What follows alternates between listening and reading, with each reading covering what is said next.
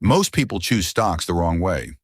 They see a stock going up, hear someone online say, this is the next big opportunity, and they jump in without knowing what they're actually buying. I do it differently. Before I put a single dollar into a stock, I follow a simple step-by-step process that helps me decide whether a company is actually worth my money or just another market hype story. In this video, I'm going to show you exactly how I find my stocks, what numbers I look at, how I decide whether a stock is overpriced or undervalued, and the final risk check I use before investing. And the most important part, I'll show you the step that can save you from buying a great company at a terrible price. So if you want to stop guessing and start looking at stocks like an investor, let's get into it. The first step in finding a stock is not opening a chart and looking for something that is going up. It starts with knowing exactly what I'm looking for. Before I put any money into a company, I want to understand the business, its industry, its customers, and the reason I believe the company could become more valuable over time. I begin by creating a simple list of companies that operate in industries I understand or that I am willing to research. I do not try to find the next stock that will double overnight. Instead, I look for businesses with a clear product or service, a strong market, and a business model that makes sense. If I cannot explain in simple words how a company makes money, I usually do not invest in it. Next, I narrow that list down by looking at the company's history. I want to see whether the business has been able to grow its revenue and profits over several years. Consistent growth does not guarantee future success, but it can tell me whether the company has demonstrated the ability to build its business. I also pay attention to competitive advantages. A company may have a recognizable brand, a large customer base, technology that is difficult to copy, a strong distribution network, or another advantage that helps protect it from competitors. The stronger the advantage, the more interested I become in researching the company further. Another important part of my process is management. Great businesses can still make terrible investments if management makes poor decisions. I look at how the company has used its money, whether management communicates clearly with shareholders, and whether its decisions appear focused on long-term growth rather than short-term hype. I also compare the company with its competitors. I want to know why customers choose this business instead of another one. If competitors can easily copy the company's product and take away its customers, that is a warning sign. On the other hand, if the company has something genuinely difficult to replace, it becomes much more interesting. At this stage, I am not buying anything. I am simply building a short list. That distinction is important because researching a stock and buying a stock are two completely different decisions. I also avoid making an investment decision based on one exciting headline, one social media post, or somebody saying that a stock is about to explode. Markets are full of predictions, and many of them are wrong. My goal is to build my own understanding before I risk my money. Once I have a short list, I move to the deeper financial analysis. I examine the company's revenue, earnings, cash flow, debt, margins, and valuation. I want the numbers to support the story I'm hearing about the business. Finally, I write down why I'm interested in the company before buying it. I ask myself, what do I believe this company will accomplish? What could make me wrong? And what would make me sell? That simple process keeps me focused. I am not trying to predict the market every day. I am trying to identify quality businesses, understand why they could grow, and then decide whether the stock deserves a place in my portfolio. For me, the best stock ideas usually come from patience, research, and a clear process, not from guessing. After I create a short list of companies that interest me, the next step is to look underneath the surface. A company can have an exciting product, a popular brand, and a lot of attention online, but that does not automatically make its stock a good investment. This is where fundamental analysis becomes important. My goal is to understand whether the business is actually financially healthy and whether its current performance supports the story. Investors are being told I start with revenue because it tells me whether the company is successfully generating sales.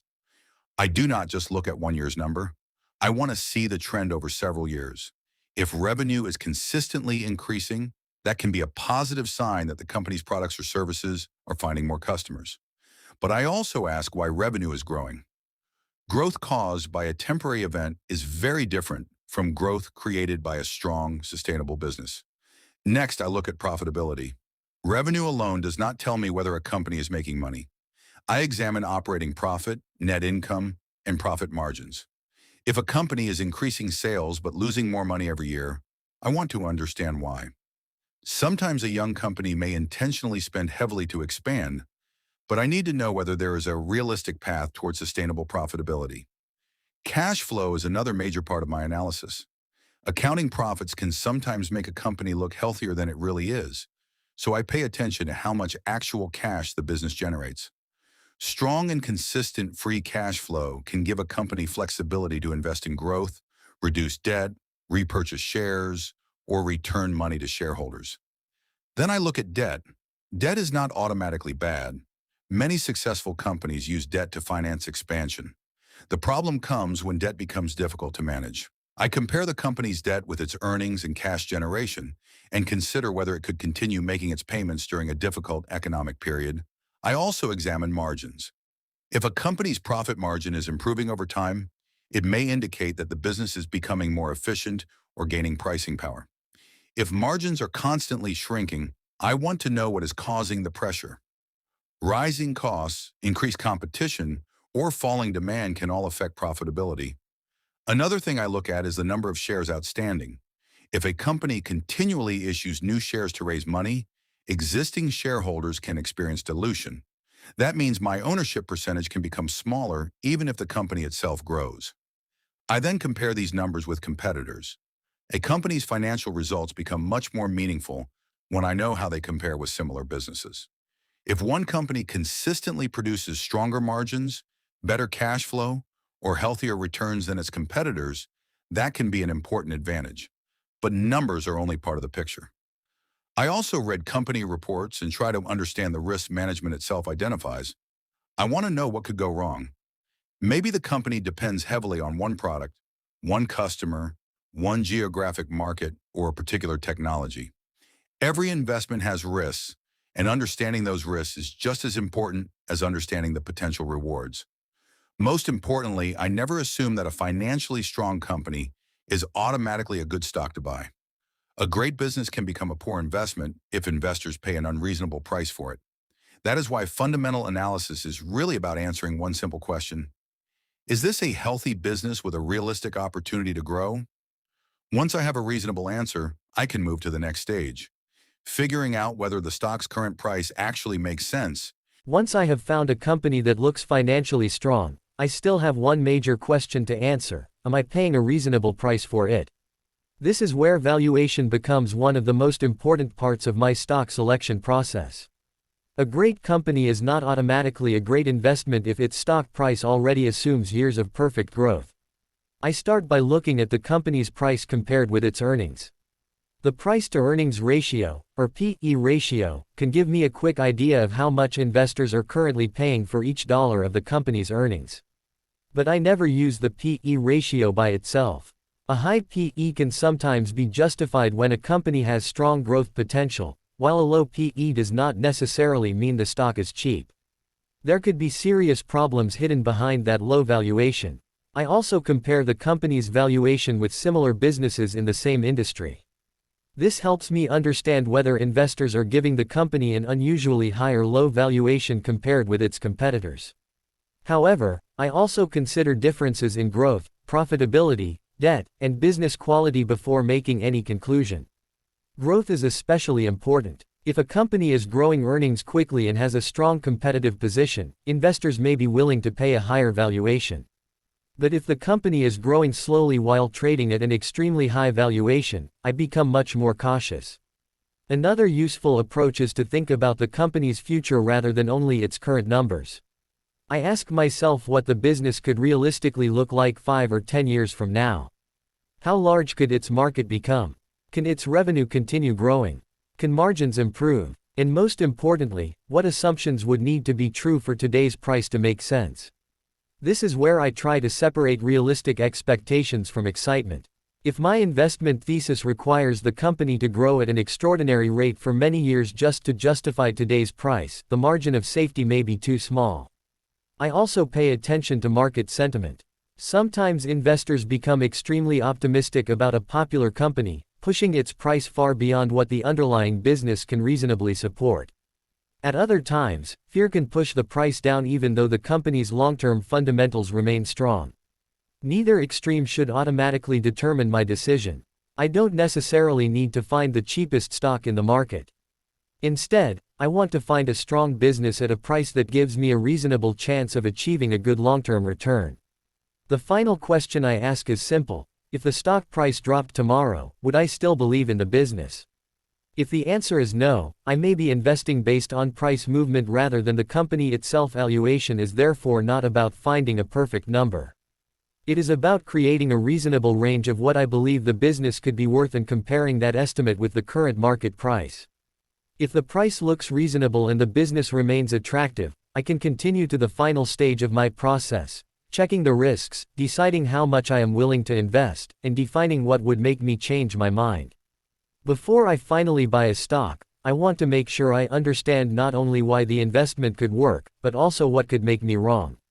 This final step is about risk management and having a clear decision-making process.